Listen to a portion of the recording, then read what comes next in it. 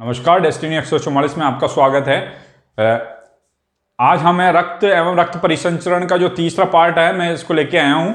इसको हम पूरा स्टडी करेंगे।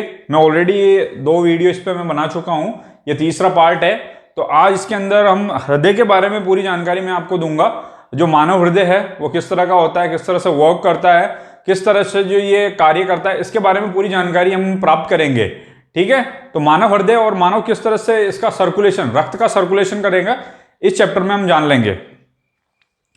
तो लिखेंगे, हेडिंग डालेंगे मानव हृदय। तो मानव हृदय क्या होती है? एक मांस की संरचना होती है, मांसल संरचना होती है, मांस की बनी हुई होती है, मांसपेशियों की बनी होती है, इसलिए इसको क्या कहते हैं? मांसल संरचना कहते हैं। और इसका रंग कैसा होता है? गुलाबी रंग का होता, गुलाबी होता है। हृदय जो आपका होता है वो गुलाबी रंग का होता है। ठीक है, तो लाइन लिखेंगे, मानव हृदय एक गुलाबी रंग की मांसल संरचना है। ठीक है, मांस की बनी हुई है, इसलिए मांसल संरचना।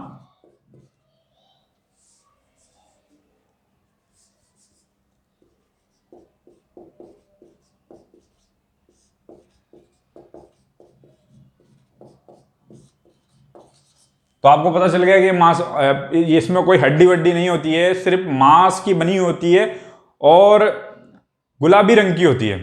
ठीक है, ये बात मैंने आपको बताई। अब इसके बारे में बात करते हैं और बात ये इसका आकार कैसे होता है, इसका शेप कैसे होता है, किस तरह की आकृति की होती है। तो आप जब भी आप अपनी मुट्ठी बंद करिए और इस तरह से अंगूठे को ऊपर रखिए, तो ये एक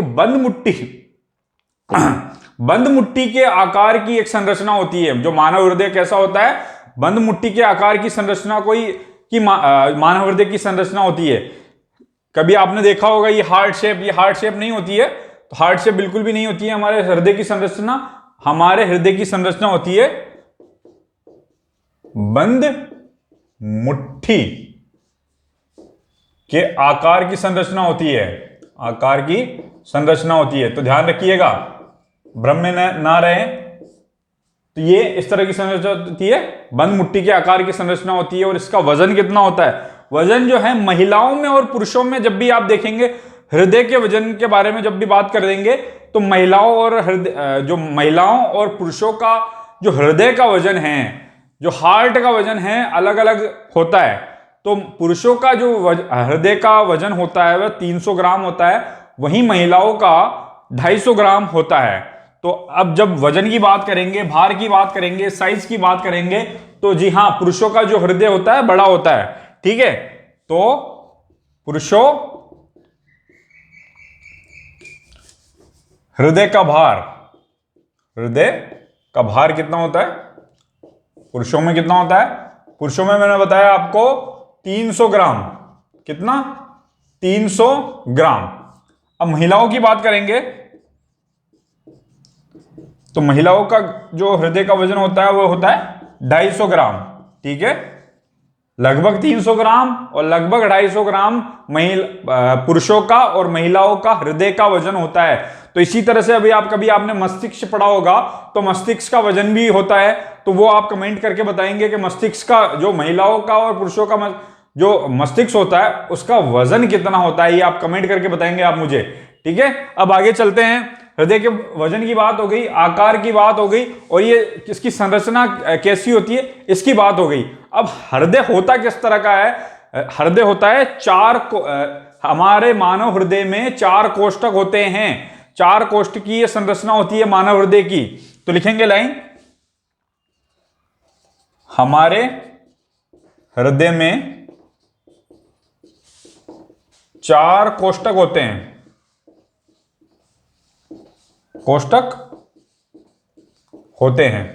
ठीक है, किस तरह से 4 कोष्ठक होते हैं, मैं यहां पे एक इमेज बना देता हूं। संरचना मैंने बता दी है कि मुट्ठी के आकार की होती है। मैं एक 4 कोष्ठक किस तरह से होते हैं ये भी बता देता हूं। ठीक है, इस तरह से एक बड़ा कोष्ठक, उसके बीच में एक लाइन खींची मैंने, फिर इधर से एक लाइन खींची, तो ये 4 कोष्ठक की संरचना बन गई। तो इसके अंदर 4 पोर्शनों के नाम भी मैं आपको बता देता हूं। इधर का मेरी तरफ से मैं देखूंगा तो ये क्या हो गया, दायां आलिंद।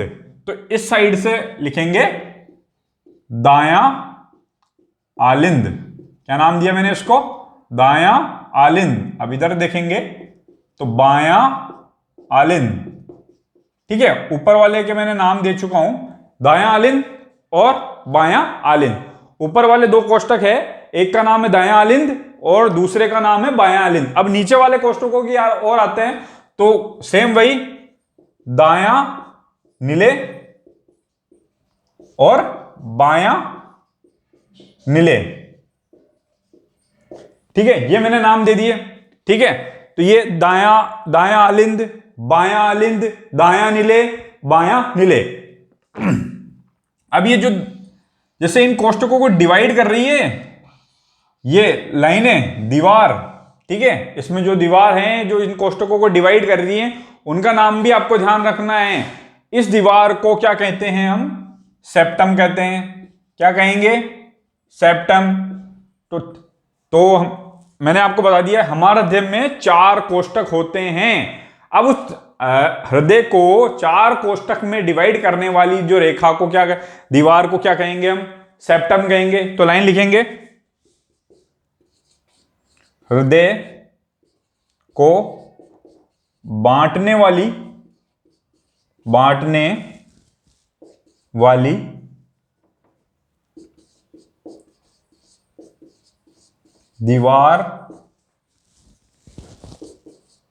दीवार को सेप्टम कहते हैं। ये जानकारी आपको पता चल गई, इसको नोट डाउन कर लो, जल्दी से नोट डाउन कर लीजिए।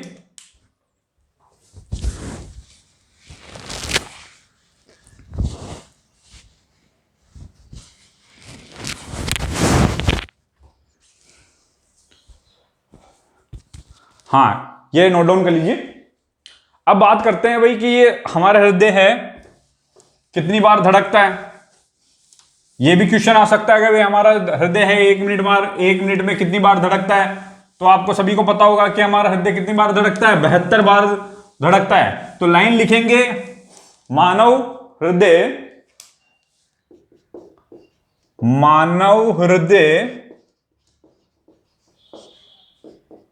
1 मिनट में धड़कता है। कितनी बार धड़कता है, 72 बार। ठीक है, हृदय का स्पंदन कितनी बार होता है, 1 मिनट के अंदर 72 बार होता है।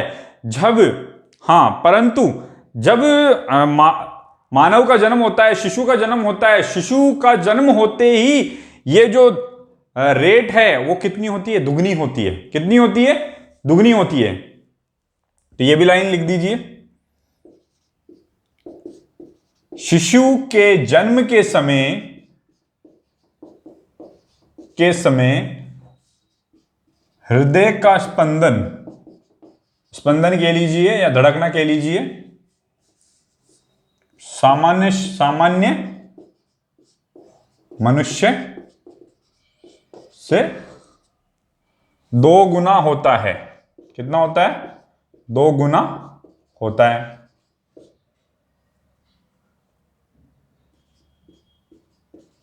तो सामान्य मनुष्य से जब शिशु जन्म लेता है तो उसकी जो हार्ट रेट है, जो धड़कन है वो दुगनी होती है। दुगनी गति से वो धड़कता है। जो शिशु का जो हृदय है दुगनी गति से धड़कता है और फिर धीरे धीरे कुछ दिनों के अंदर वो सामान्य हो जाता है और धीरे धीरे थोड़ी कुछ सप्ताहों के बाद में 72 बार धड़कने लगता है।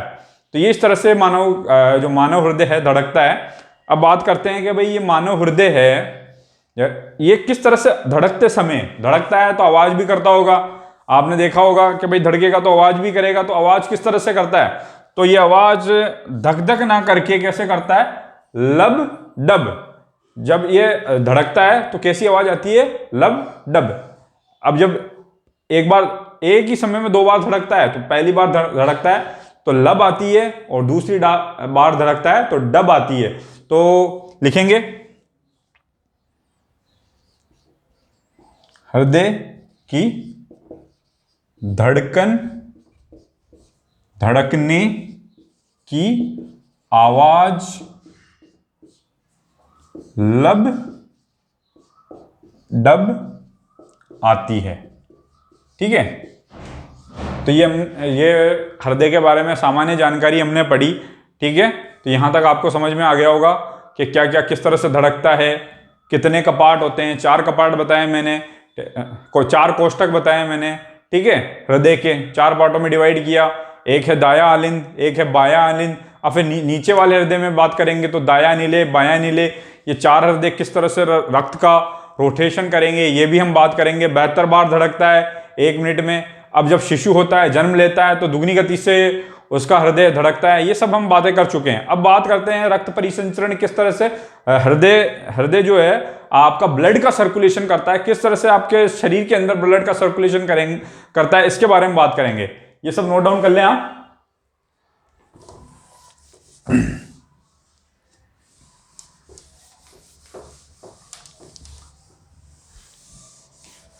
अब जो रक्त परिसंचरण है वो किस तरह से होता है, तो हेडिंग डालें रक्त परिसंचरण। ठीक है, तो रक्त परिसंचरण है जो हमारे हृदय में 2 तरीके से होता है। ठीक है, अब एक तरीके से कैसे होता है, हृदय से हमारे अंगों की तरफ रक्त जाता है। एक तरीका तो वो हो गया कि जब आपका हृदय है जो उस पूरे अंगों के अंदर रक्त को सर्कुलेट करता है, एक तरीका तो वो हो गया। और अंगों से जो रक्त है हृदय की तरफ आता है, ये दूसरा तरीका हो गया। 2 तरीके से ये हमारा जो शरीर के अंदर रक्त परिसंचरण होता है। इन दोनों तरीकों को आप लिख लेंगे। एक तरीका हो गया हृदय से अंगों की ओर रक्त परिसंचरण हो गया, और दूसरा तरीका हो गया अंगों से हृदय की ओर हो गया। ठीक है, 2 तरीकों से कि भाई अब हृदय क्या करता है, हृदय आपका क्या करता है, शुद्ध रक्त को भेजता है। रक्त भी यहां पे हम 2 तरीके से रक्त को बांट लेते हैं। एक होता है शुद्ध रक्त और एक होता है अशुद्ध रक्त। अब ये क्यों शुद्ध होता है, क्यों अशुद्ध होता है, ये भी मैं आपको यहां पे एक्सप्लेन कर दूंगा। ठीक है, तो जो हृदय है, हृदय से जो अंगों की ओर जाता है वो हमेशा क्या होता है, शुद्ध रक्त भेजता है हृदय। आपके अंगों में कभी जो हृदय है जो अशुद्ध रक्त कभी भी प्रवाहित नहीं करेगा। वह क्या करेगा, हृदय शुद्ध रक्त ही प्रवाहित करेगा, और अंगों से जो आएगा वो आपके हृदय की तरफ जो आने वाला रक्त है वो अशुद्ध रक्त होगा। ठीक है, तो ये लाइन नोट डाउन कर ले, हृदय से अंगों की ओर जा रहा है, तो हृदय से अंगों की ओर शुद्ध रक्त प्रवाहित होता है। ध्यान रखिएगा। अब यही बात है, अब हम जब अंगों से वापस हृदय की तरफ आता है रक्त, तो वो कैसा होता है, अंगों से हृदय की ओर आने वाला रक्त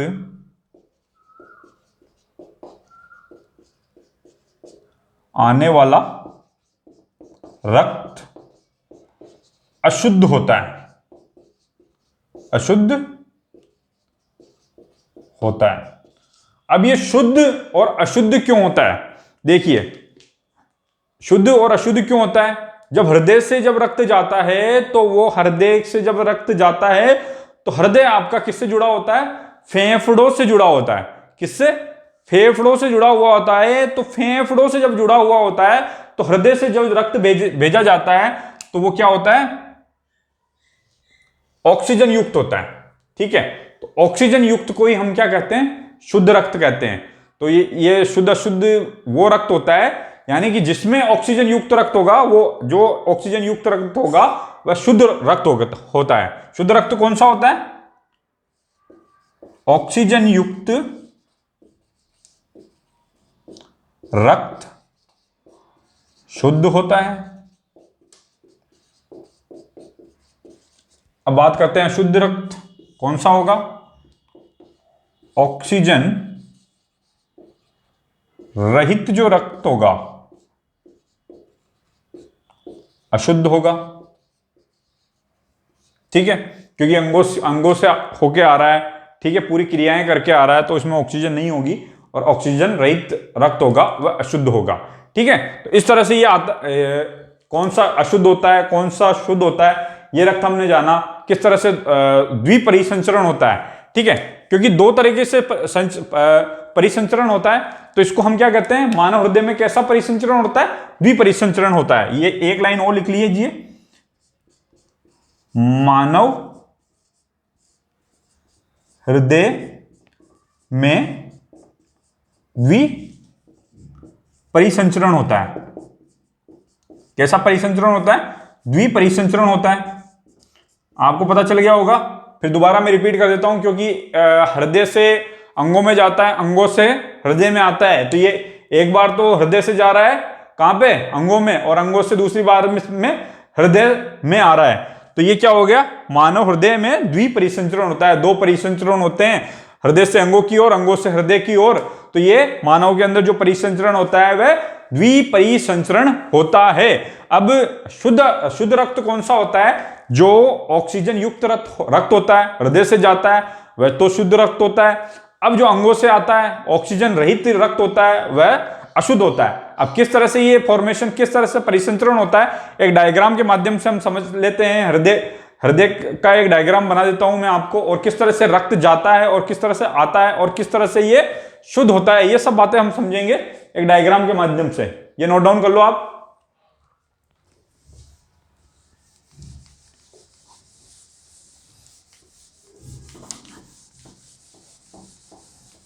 तो परिसंचरण का एक डायग्राम बना के मैं आपको और समझा देता हूं कि किस तरह से परिसंचरण होता है हमारे शरीर के अंदर। तो नोट डाउन कर लीजिए वो डायग्राम। तो ये मैंने आपको हृदय के कपाट में बना रहा हूं आपके।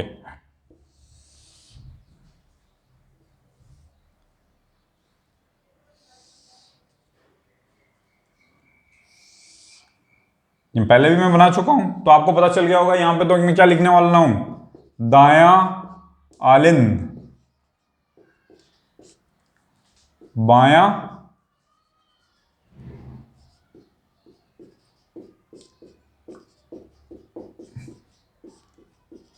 बायां आलिंद, और यहां पे दायां नीले लिख दीजिए, और यहां पे बायां नीले लिख दीजिए। ठीक है, अब मैंने जैसे कि बताया कि जो हृदय है किससे जुड़ा होता है, फेफड़ों से।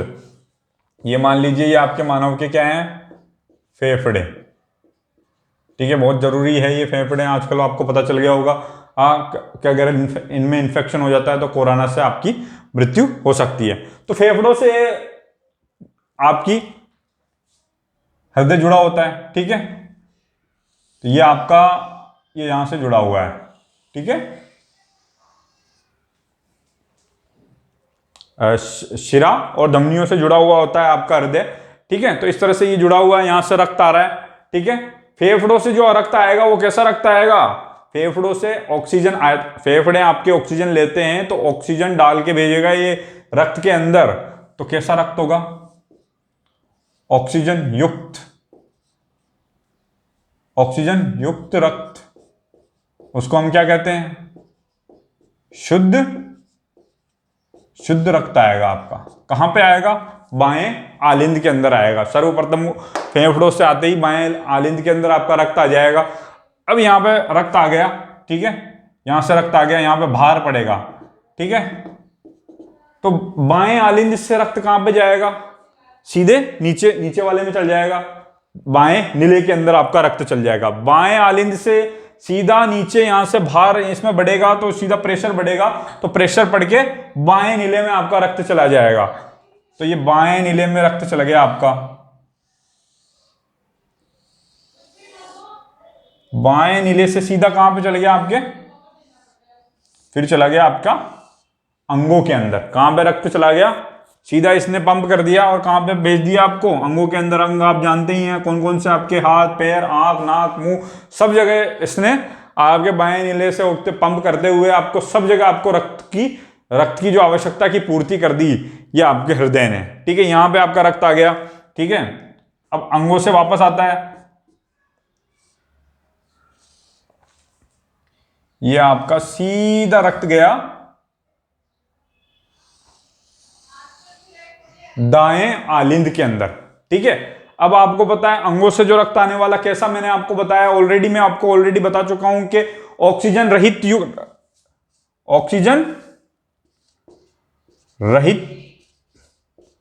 रक्त होगा या फिर अशुद्ध रक्त। जो अंगों से जो आने वाला रक्त कैसा होगा, ऑक्सीजन रहित रक्त होगा, यानी कि अशुद्ध रक्त होगा। अब ये अशुद्ध रक्त आ गया है, अब यहां पे इकट्ठा हो जाएगा, आपको पता है कि भाई अब इकट्ठा हो जाएगा, प्रेशर पड़ेगा तो कहां पे आ जाएगा, दाएं आलिंद, दाएं नीले में पहुंच जाएगा। दाएं नीले से अब वापस से ये प्रेशर मारेगा, दाएं नीले से रक्त गया, ये आपका दाएं नीले से वापस कहां पे गया, फेफड़ों में, दाएं नीले से। और ये जो रक्त जाएगा वो भी कैसा होगा, ऑक्सीजन रहित होगा। ठीक है, ऑक्सीजन रहित होगा, ऑक्सीजन रहित फेफड़े में जाएगा, फेफड़े से वापस O2 लेके वापस आ जाएगा बाएं आलिंद में, बाएं आलिंद से बाएं नीले में जाएगा, बाएं नीले से अंगों में जाएगा, अंगों में क्या हो जाएगा, अशुद्ध हो जाएगा, अशुद्ध होके वापस दाएं आलिंद में आएगा, दाएं आलिंद में प्रेशर पड़ा, दाएं नीले में जाएगा, दाएं नीले से जाते हुए फेफड़ों में वापस ये रक्त चला जाएगा। इस तरह से होता है आपका रक्त का परिसंचरण, सर्कुलेशन आपके शरीर के अंदर। ठीक है, अब ये जो कौन कौन सी धमनी होती है, धमनी और शिरा, कौन सी धमनी शुद्ध लेके जाती है, कौन सी अशुद्ध, तो ये यहां पे एक सामान्य जानकारी लिख लीजिए। जो धमनी है और शिरा, जो शिराएं होती हैं वह अशुद्ध रक्त लेके जाती है। ठीक है, अशुद्ध रक्त लेके जाती हैं, और धमनी जो है शुद्ध रक्त लेके जाती है। ठीक है, धमनी आपने देखी होगी, धमनी जो थोड़ी दिखती नहीं है।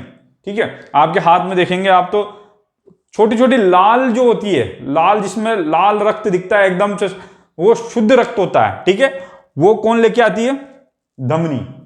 धमनियों में जो रक्त होता है वो शुद्ध रक्त होता है, बिल्कुल ऑक्सीजन युक्त रक्त होता है। अब बात करते हैं ये जो मोटी मोटी आपके काली काली सी नीली सी जो दिखती है, ऑक्सीजन रहित रक्त का परिवहन करती है, और ये इनको क्या कहते हैं, शिरा कहते हैं। तो ये आपका रक्त का परिसंचरण यहां पे समाप्त होता है। ठीक है, अब जो भी आगे टॉपिक होगा, मैं साइंस का एक और टॉपिक आपको पढ़ाऊंगा। घर पे रहें और स्वस्थ रहें, हमारे चैनल को लाइक, शेयर और सब्सक्राइब करते रहें। धन्यवाद।